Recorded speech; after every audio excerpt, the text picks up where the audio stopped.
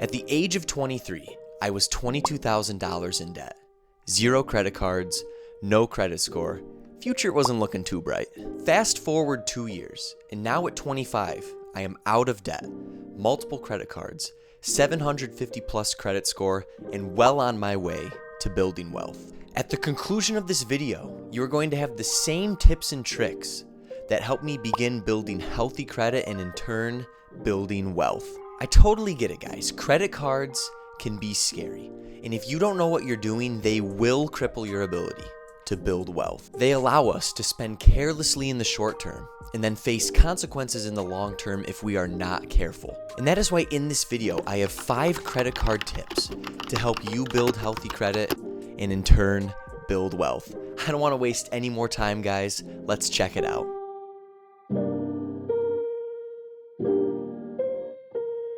If you are new to the Financial Bartender, our motto here is very simple. We build wealth, we build productivity, and we build self-improvement on a bartender's salary.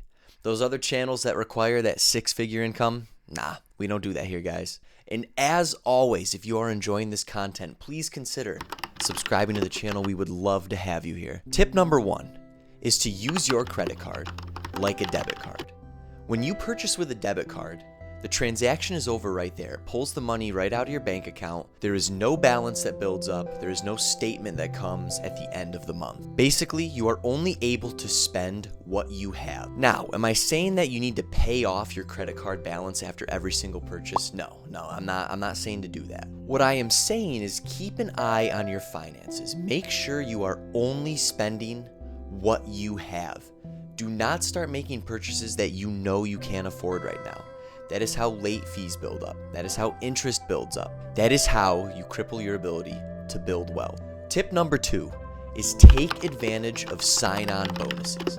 Now, sometimes credit cards will offer you a sign-on bonus, meaning you get their card, they offer you some extra cash, an extra reward. For example, when I got the Capital One Quicksilver card, if I spent $500 in the first 3 months, they would give me a free $200. Or the Discover card. They would match my cash back for a year when I got that card. So I want you to make sure you take advantage of these bonuses. You better believe I spent $500 on that Quicksilver card to get $200 back.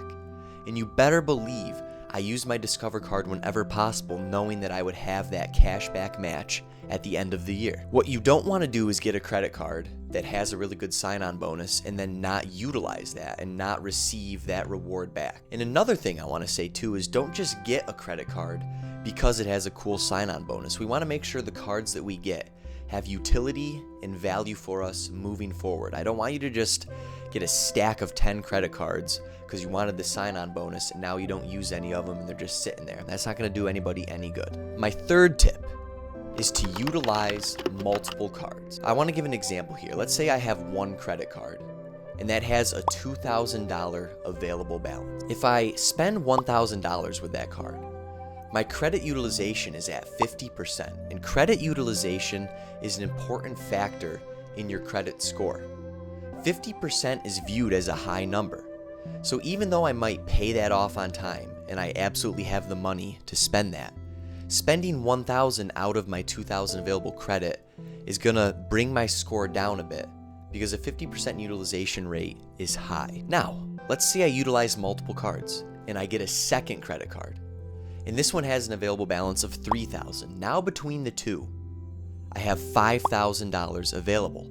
If I still spend that $1,000, I'm no longer at a 50% credit utilization. I'm at a 20% credit utilization. Credit utilization makes up around 30% of your credit score. So you want to make sure you are utilizing multiple cards and in turn keeping your utilization score low. Tip number 4 is to avoid annual fees as a beginner.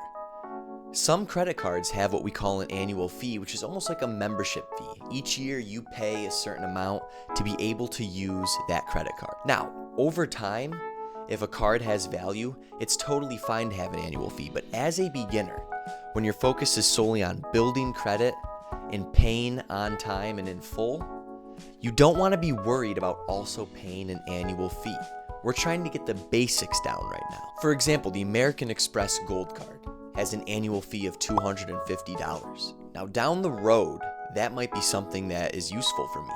But right now, I'm not even going to touch that card because I'm just trying to put together a solid credit history and a solid credit score. And my final and most important tip for you, if you're going to do nothing else, is to pay on time and in full. I'm going to let you in on a little secret here. Credit card companies want you to pay late, and they want your balance to build up interest. This is how they make money. They want you to fail. And that is why this is the most important advice I can give when it comes to credit cards. Pay on time and in full. Avoid late fees. Avoid paying interest on your balance. Avoid ruining your credit score. Do not live your life in debt. Do not contribute to the $1 trillion in credit card debt in the United States right now. If you normalize debt, it is only going to hold you back from building wealth. And I'm just going to leave you with this, guys. I've mentioned before here how when we're trying to build wealth on a smaller salary, you have to take advantage of every opportunity you can. And I talked before in my Cash Isn't King video about how spending with a credit card gets you credit card rewards. You get a little cash back on each purchase. And now you see how this goes hand in hand with that. Spending with credit helps you get a little cash back, but we have to be smart with how we spend our credit. Because if we are not smart, it is only going to hold us back from building wealth. And the last thing that we want to do here at the Financial Bartender is take steps backwards. I want to see all of you moving forward, achieving your goals. And if you follow these 5 credit card tips, you can do what I did, which was in 2 years completely transform your financial life. Thank you.